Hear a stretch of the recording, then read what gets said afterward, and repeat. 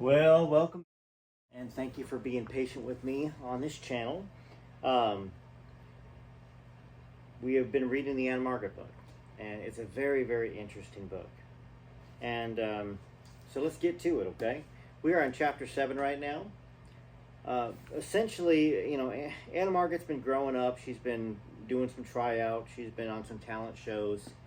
And then I believe it was her teacher at Northwestern, or Dr. Peterman, that basically said, hey, you need to go to Hollywood. With the right breaks, with a little luck, you can do big things, okay? So let's go. Let's start reading. Still buoyed by my talk with Dr. Peterman, I plunged into rush week at Northwestern.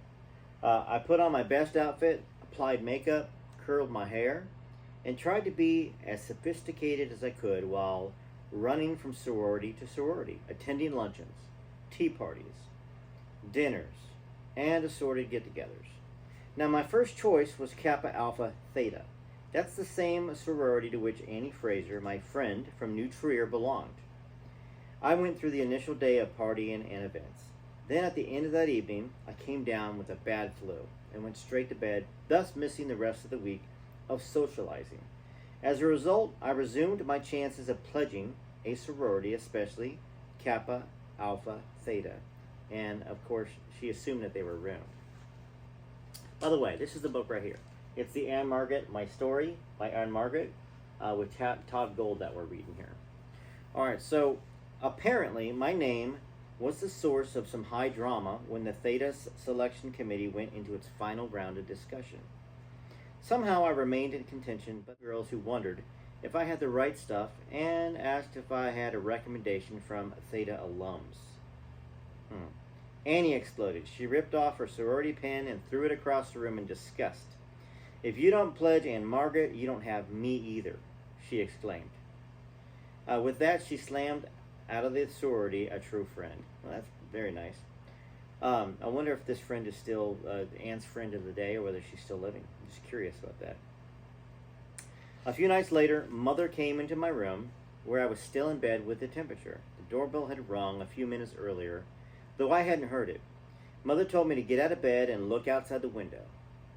And there stood the girls from the Theta house on the front lawn, each holding a lighted candle. Now, bundled up in my warm robe, I opened the window and tried to say hello and thanks, but all that came out were tears of joy. My new sorority sister serenaded me with the Theta song and initiated me on the spot. Now, that's something I wasn't aware of. I wasn't aware that that Ann-Margret right here, that she had actually gone to college. Now, I don't know whether she went all 4 years, but it's an interesting thing. I mean, that I just wasn't aware of. Okay. One day at the Theta house, Carol Thomas, a sorority sister mentioned hers, Scott Smith, was organizing a combo. Now, Carol explained that an agent from Los Angeles had recently asked Scott about doing an act. He'd already lined up the bassist Ring Warner and drummer David Zering, both students like me. Now he needed a girl singer. Did I want to meet him? Sure. Scott and I met several weeks later at the Theta house. Tall and dark-haired, he had already graduated from Northwestern with a degree in speech, served in the Army, considered entering the ministry, then reconsidered and set his sights on show business. Now, Scott sat down at the keyboard and I sang alone. After a few numbers, I was hired, and rehearsals began a few days later. Now, over lunch at the Hut, which was a campus hangout, we dubbed ourselves the Subtle Tones, figuring the spelling pun might get some attention. We all chipped in to have Maurice Seymour, who was a well-known Chicago photographer, snap our publicity photo, and we were ready for business. Scott had met all kinds of people at the various clubs where he had performed, including a man named Frenchie Melvin, who owned the Sands and managed a number of similar clubs in the area. Now, through Frenchie, we landed a booking at the Sands, and we also signed to make sure that Frenchie was our manager. We did 3 long sets a night, working on a small stage directly behind the bartender, so close that I felt as if I could use my high heels to mix some drinks. As time passed,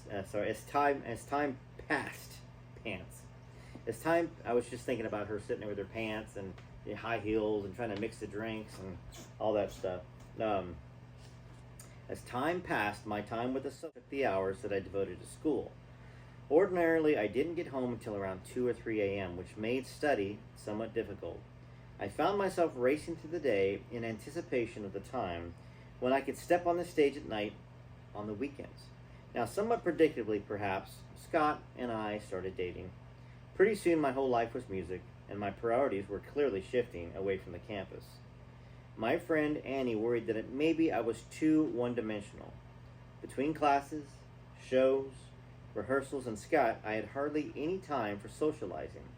I was a theta, in spirit only. My actual presence at the house was almost ghost-like. I'm worried that you're shortchanging yourself, Annie said. One night, as we caught up on each other's lives over dinner, at the pancake house just off campus. You work hard every weekend. You also have school. Is this what you want? I'm loving it, I said. So you're happy? Deliriously, I replied. And I was. Imagine dreaming about being an entertainer since you were a little girl, and then getting a chance to do that. I was wrapped up in a glowing haze, a young woman with no fear of the future, eager to cast aside the hardships of the past, and in truth, it was a magic time in my life. In late May, as I wound up my freshman year, Scott received a call from an agent whose partner had caught several of our shows at the Sands. There was an opening at the Nevada Club in Las Vegas. Did we want the job? The engagement would last 2 weeks, commencing after school let out in June. Now, the agent said that there would be more work after that, and naturally, we let ourselves dream of a big future. None of us could imagine a summer quite as good as the one that was promised to be. Now, Frenchie tried talking me out of it. Why don't you just finish school, stay here, get married, and have babies, he asked. No, not yet. I want to be an entertainer, said Ann. Do you know how tough it is out there? I don't want you to get hurt. I've been warned, but I still want to try. There's just one problem, Scott said, and maybe it's not so big. What's that? I asked. Ann-Margret, you know how strict your parents are. Do you think they'll let you go? I gave him a reassuring smile, but privately, I was doubtful. That there is the end of chapter 7.